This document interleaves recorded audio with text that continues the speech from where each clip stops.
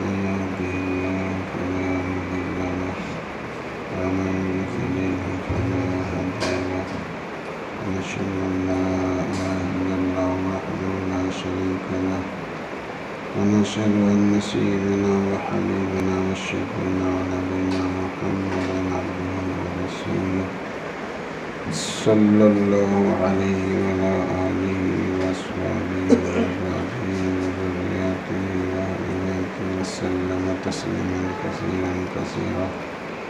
أما بعد فأعوذ بالله من الشيطان الرجيم. بسم الله الرحمن الرحيم. وما خلقت الجن والإنس إلا ليعبدون.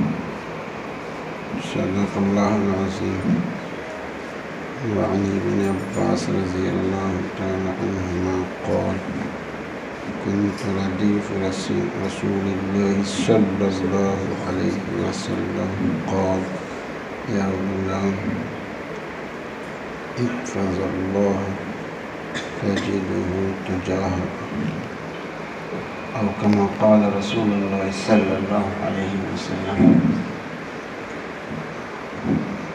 زندگی کا جو مقصد ہے وہ معرفت خدا بندی ہے. اللہ جل جلالہ و منوالہ کی معرفت حاصل کرنا، اللہ جل جلالہ و منوالہ کو پانا. اس دنیا میں مکان بنانے کی اجازت ہے مگر مقصد حیات نہیں ہے. کھیت کمانے کی اجازت ہے مگر مقصد حیات نہیں ہے. تجارت کی اجازت ہے مگر زندگی کا مقصد نہیں ہے. کھانے کی پینے کی اجازت ہے مگر زندگی کا مقصد کھانا پینا نہیں ہے. ملازمت کی اجازت ہے مگر زندگی کا مقصد نہیں ہے.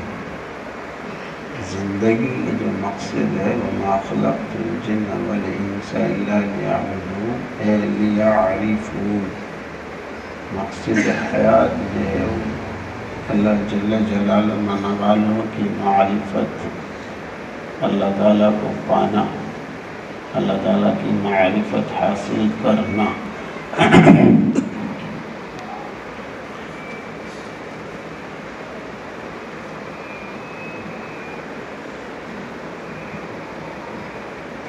کچھ تو ایسے ہیں جو ایمان ہی نہیں لاتے ہیں،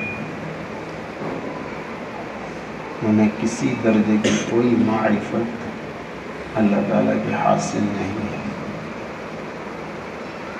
کچھ لوگ ایسے ہیں جو اللہ تعالیٰ پر ایمان لاتے ہیں اور کچھ اچھے کام کرتے ہیں مگر مقصد یہ کہ ثواب مل جائے، جنت مل جائے، دوزخ سے بچ جائے. یہ بھی مشیت الہی پر ہی موقوف ہے.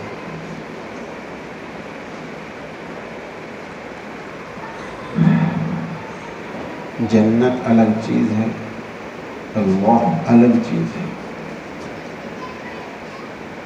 اللہ مالک ہے اور جنت اللہ کی مخلوق ہے.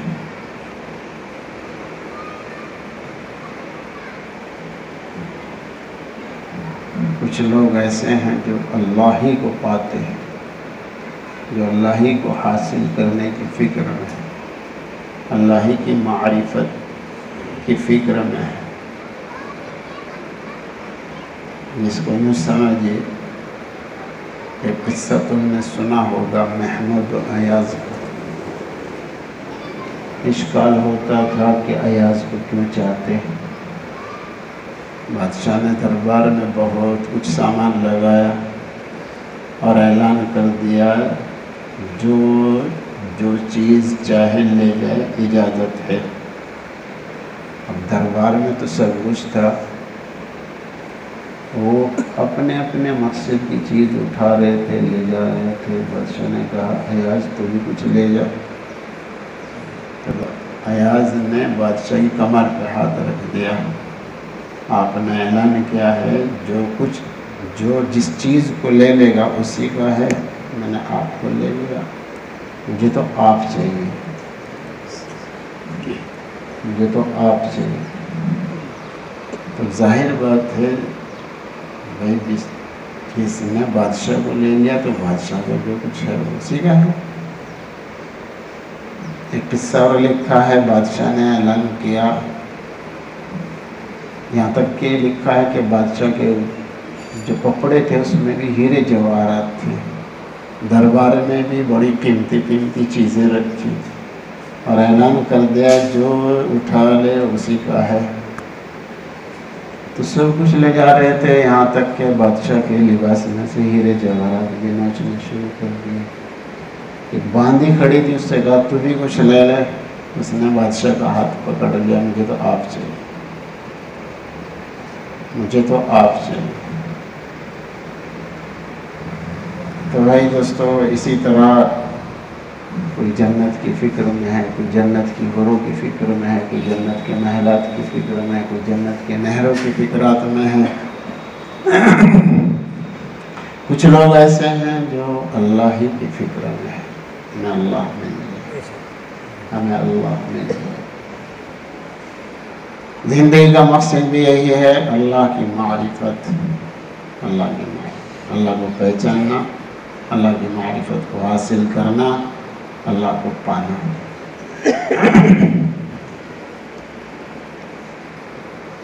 بہت سارے لوگ نمازیں بھی پڑھ رہے ہیں مگر اللہ کو نہیں پا رہے, روزے بھی رکھ رہے اللہ کو نہیں پا رہے, تسبیح بھی پڑھ رہے مگر اللہ کو نہیں پا رہے, عمرے پہ عمرے بھی کر رہے, حج پہ حج بھی کر رہے مگر اللہ کو نہیں پا رہے. کتنی مرتبہ نماز میں اللہ اکبر کہا جاتا ہے مگر زبان کہتی ہے, دل کو کوئی پتہ ہی کچھ نہیں ہوتا ہے کیا وہ, یعنی اللہ اکبر کہنے کے باوجود بھی اللہ یاد نہیں آتے.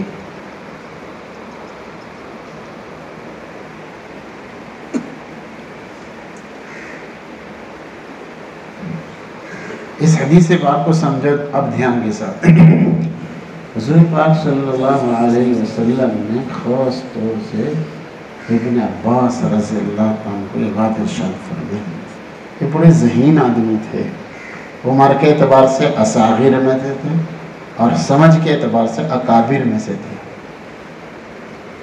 عمر کے اعتبار سے چھوٹے صحابہ کرام میں سے تھے اور سمجھ کے اعتبار سے بڑے صحابہ کرام میں سے تھے. بہت ذہین, بہت سمجھدار, اس لیے ان سے خاص طور سے ارشاد فرمایا. ابن عباس رضی اللہ عنہ فرماتے ہیں کہ میں حضور پاک صلی اللہ علیہ وسلم کے پیچھے ایک ہی سواری پہ بیٹھے ہوئے, ہم دونوں, میں آپ کے پیچھے بیٹھا ہوں. حضور پاک صلی اللہ علیہ وسلم نے ارشاد فرمایا, اے غلام احفظ اللہ تجدہ تجاہک, اے لڑکے اللہ کا خیال رکھا کرو تو تم اس کو اپنے آگے پاؤ. اے لڑکے اللہ کا خیال رکھا کرو تو تم اس کو اپنے آگے پاؤ.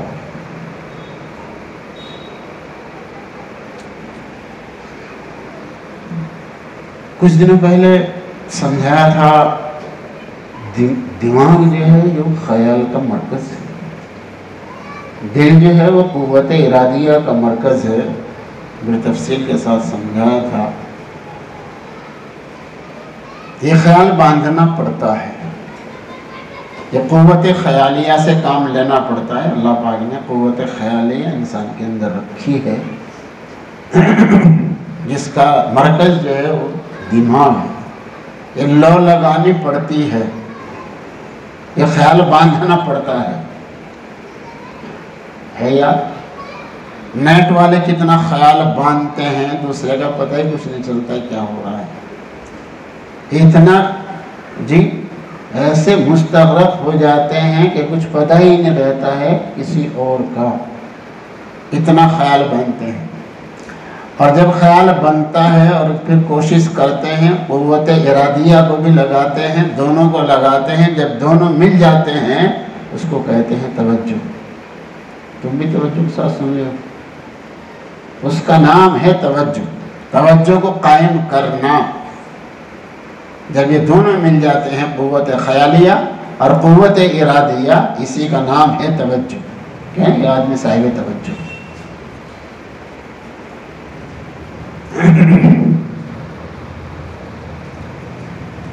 جب یہ توجہ خوب جم جاتی ہے اسی کو کہتے ہیں استغراق. کتنی دنیا ہے, انہوں نے تجارتوں میں مستغرق ہے. کچھ نہیں پتا, نہ نماز کا, نہ روزے کا, نہ زکوٰۃ کا, نہ حج کا, کچھ نہیں پتا.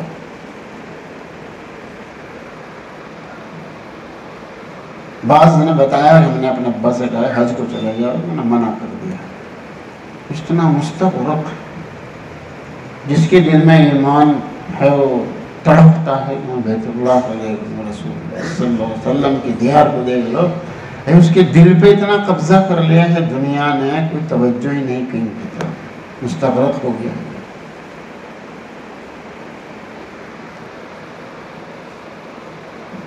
تو اسی طرح جو آدمی اللہ کی طرف متوجہ ہوتا ہے, توجہ اللہ کر, اس توجہ اللہ سے پہلے تو وہ عالم حیوان میں ہے. حیات یہ بھی جملات کو سمجھایا تھا. جس طرح جانور کو حلال حرام کی کوئی تمیز نہیں ہے, اس لیے اس سے کوئی حساب کتاب نہیں ہے, تو یہ عالم حیوان کی بات ہے. انسان بھی ایسا ہی کر رہا ہے. حلال حرام جی, دیکھنے میں حلال حرام کی تمیز نہیں, کھانے میں حلال حرام کی تمیز نہیں, سننے میں حلال حرام کی تمیز نہیں ہے, تو سمجھو یہ عالم حیوان میں ہے. اور جو آدمی توجہ اللہ کرتا ہے, اللہ کی طرف توجہ کو قائم کرتا ہے, یہ کاروبار میں بھی دیکھتا ہے کہ یہ حلال ہے کہ حرام ہے, ملازمت میں بھی دیکھتا ہے کہ یہ حلال ہے کہ حرام ہے, پڑھنے پڑھانے میں بھی دیکھتا ہے کہ یہ حلال ہے کہ حرام ہے, تو یہ توجہ اللہ ہے. جب یہ حلال و حرام کی تمیز کرنے لگے گا تو پھر یہ آ گیا عالم ملکوت میں. پھر جب یہ توجہ کو مضبوط کرتا ہے تو یہ پہنچ جاتا ہے عالم جبروت میں. پھر یہ جب اور زیادہ مضبوط کرتا ہے تو پہنچ جاتا ہے عالم لاہوت میں. یہ توجہ جب قائم ہوتی ہے پھر اللہ مل جاتے ہیں, پھر یہ عارف باللہ بن جاتا ہے, اس کو معرفت الہی حاصل ہو جاتی ہے. اس لیے حضور پاک صلی اللہ علیہ وسلم نے یہ بھی فرما دیا اللہ کو پالو گے. پتہ چلا نہ پانے کا کوئی مطلب ہی کوئی نہیں ہے. انبیاء علیہ السلام کس سے باتیں کرتے تھے بھائی؟ بولتے ہی سارے انبیاء علیہ السلام اللہ سے بات کرتے تھے کہ نہیں کرتے تھے؟ تو اللہ کو پایا تھا.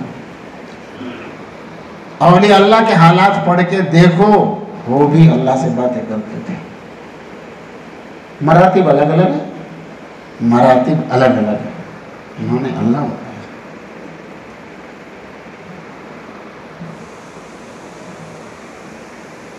مجاہدہ, المجاہدہ مفتاح المشاہدہ. یہ جو مجاہدہ ہے یہ مشاہدے کی کنجی ہے, یہ مشاہدے کی کنجی ہے. ایک آدمی کہہ رہا تھا کہ بیعت ہوگا کوئی فائدہ نہیں ہوا. میں نے کہا فائدہ تو ہوا, مشاہدہ نہیں ہوا. ایک مرتبہ سبحان اللہ کہنا حضرت سلیمان علیہ السلام کی حکومت سے بھی زیادہ مفید ہے. فائدہ تو ہوا ہے لیکن مشاہدہ نہیں ہوا. مشاہدے کے واسطے مجاہدہ چاہیے. دسترخوان میں بیٹھے تو ہاتھ نہیں رکتا ہے, کہیں غصہ آ جائے تو زبان نہیں رکتی ہے, کہیں آنکھ چھپ جائے تو رکتی نہیں ہے. مجاہدہ کرنا پڑے گا.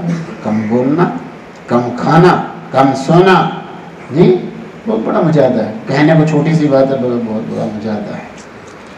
تو جب مجاہدہ بھی کرے گا اور بھی خیال بھی باندھے گا تو انشاءاللہ مشاہدہ ہوگا. تو نہ پانے کا کوئی مطلب کچھ نہیں. حضور پاک صلی اللہ علیہ وسلم ارشاد فرمایا پاؤ گے. اس کا طریقہ بھی بتا دیا ہے, بھائی خیال باندھو بھائی, احفظ اللہ, بھائی اللہ کا خیال رکھا کرو. تجارت میں بھی, زراعت میں, ملازمت میں, پڑھنے میں بھی, پڑھانے میں بھی اللہ کا خیال ہے. تعبد اللہ کأنک تراہ، اس طرح عبادت کر کوئی اللہ کو دیکھ رہا۔ تھانی رحمۃ اللہ علیہ فرماتے ہیں اگر دیکھتا تو کس طرح نماز پڑھتا؟ اس طرح نماز پڑھ تعبد اللہ کأنک، اگر یہ نہ ہو سکے تو کم از کم یہی خیال باندھ لے اللہ دیکھ رہے ہیں، اللہ تو یہ خیال باندھنا پڑے۔ جب اس طریقے سے محنت ہوگی، جب یوں خیال باندھ، جب یوں مراقبہ ہوگا، بتایا تھا نا تھانی رحمۃ اللہ نے فرمایا کسی مضمون کو زیادہ سوچنا، کسی مضمون کو پیش نظر رکھنا، وقت نکال کر روزانہ پابندی کے ساتھ، اسی کا نام مراقبہ ہے۔ اس کے بغیر احساس پیدا نہیں ہے، احساس کا پیدا ہونا دشوار ہے، یہ فرمایا ہے تھانی رحمۃ اللہ۔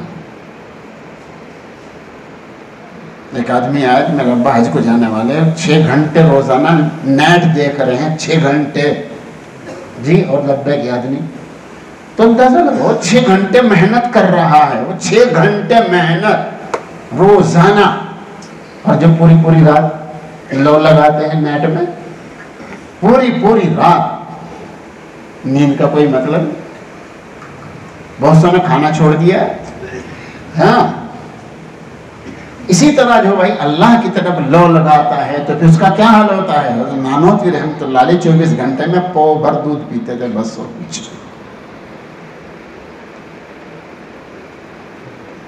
اور جنید بغدادی رحمۃ اللہ علیہ 24 گھنٹے میں 1 بادام، 24 گھنٹے میں 1 بادام۔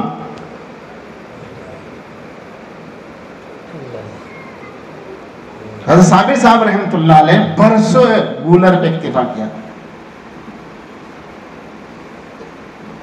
بھائی اللہ کو پایا، اللہ کو نہیں پایا جائے، اللہ کا مشاہدہ کرنے کے لیے تو مجاہدہ کرنا پڑتا ہے۔ اب ہم چھٹ کے کھائیں ناپ تک جی۔ مفتی صاحب رحمۃ اللہ نے فرمایا ایک سے کہا بھائی 1/3 پیٹ کھایا کر، 1/3 سانس کے لیے، 1/3 پانی کے لیے۔ اس نے کہا جی کھانا تو ہے چھکر، پانی اپنا راستہ خود کر لے گا، وہ سانس آئے نہ آئے اس کی کوئی پرواہ نہیں، ایسے ہوگا بھائی مشاہدہ۔ اور یہ تو حلال کی بات ہے، اس سے آگے کچھ اور ہو رہا ہے۔ یہی نہیں دیکھتے کہ منڈا ہے اسی میں جا کے منڈ جائیں، یہی نہیں دیکھ رہے کھڑے کھانا کھایا جا رہا ہے جی، کیا ہو رہا ہے کیا نہیں ہو رہا ہے جی، لون کا، سود کا، کرسی کاڑ کا، کہیں کا، کچھ نہیں دیکھنا ہے، بس لکڑ ہجم پتھر ہجم، مشاہدہ ہو گیا، کچھ اور ہوگا بھائی۔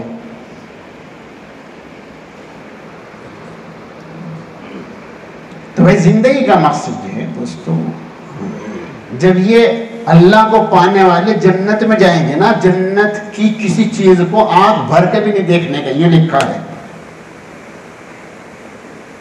اللہ کا دیدار کریں گے، اور اللہ کا دیدار جب ہو جائے گا تو اللہ ہی فرمائیں گے چلو جنت کی نعمتوں کو استعمال کر لو، تب متوجہ ہوں گے ادھر۔ جو مزہ اللہ میں وہ کسی چیز میں ہے ہی نہیں۔ اس جنتیوں کو پہلے جنت کی چیزیں 70 برس تک عام مومن جنت میں جب داخل ہوگا 70 برس تک دیکھتا ہی رہے گا جنت کی نعمتوں کو۔ جس کے دیکھنے میں اتنا مزہ ہوگا اس کے استعمال کرنے میں کتنا مزہ ہوگا، آپ اندازہ لگائیں۔ 70 برس تک دیکھتا ہی دیکھتا رہے گا۔ جس کے دیکھنے میں اتنا مزہ ہے اس کے استعمال میں کتنا مزہ ہوگا۔ پھر اللہ پاک فرمائیں گے اس جنت اور جنت کی نعمتوں سے بڑھیا چیز دوں، جی اللہ سے بڑھیا کیا ہوگا؟ جہنم سے آپ نے بچا دیا، جنت آپ نے عطا فرما دی، اور یہاں کی نعمت اللہ اکبر فلا تعلم نفس ما اخفی لهم من قرۃ اعین۔ دنیا میں تو کسی آنکھ نے دیکھا نہیں، کسی دل پہ خیال تک نہیں گزرا ہے ایسا سامان آپ نے۔ بس پھر اس کے بعد جب ان کو بھی عام مومنین کو جب اللہ کا دیدار ہوگا تو بھول جائیں گے 90 لاکھ، کتنے؟ دیکھتی رہیے دیکھتی رہیے دیکھتی رہیے، وہ مزہ کہیں میں ہے ہی۔ جنت کی نعمتوں کو دیکھا ہے مگر بھول جائیں گے۔ اللہ تو اللہ، اللہ تو اللہ، اللہ اللہ۔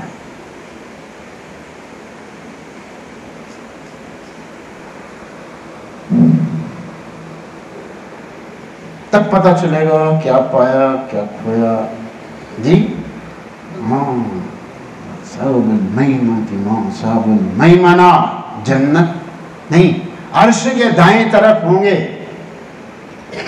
جی عام مومنین جو طالبان آخرت ہیں، جو طالبان آخرت ہیں، جو آخرت کے طالب ہیں، وہ کہاں ہوں گے؟ عرش الہی کے دائیں طرف. اصحاب الشمال اصحاب الشمال جو طالبان دنیا ہیں وہ عرش کے بائیں طرف ہوں گے.